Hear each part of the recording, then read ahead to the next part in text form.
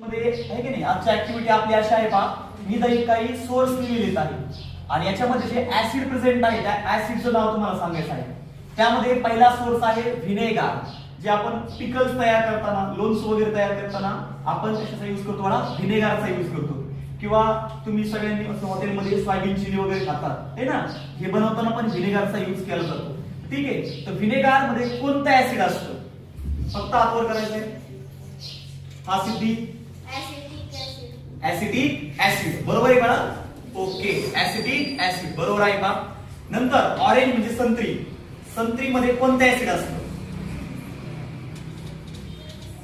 हा मासाळ कोणतं वाला एकदम बरोबर ऍस्कॉर्बिक ऍसिड ऍस्कॉर्बिक ऍसिड असतं बरोबर आहे ना ऑरेंज संत्री.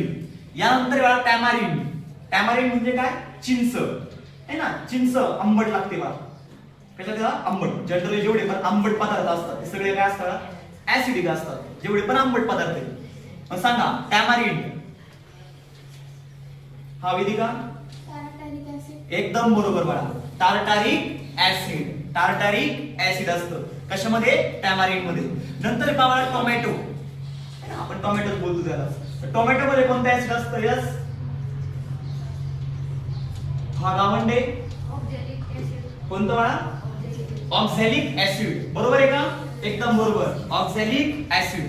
यानंतर कर्ड म्हणजे दही दही पदार्थाची पण टेस्ट आंबट असते का दह्यामध्ये कोणतं ऍसिड असतं यस दह्यामध्ये कोणतं असतं असं व्यवस्थित आणि शिकवत असताना कॉन्सन्ट्रेट करायचं मला कधी पण ठीक आहे.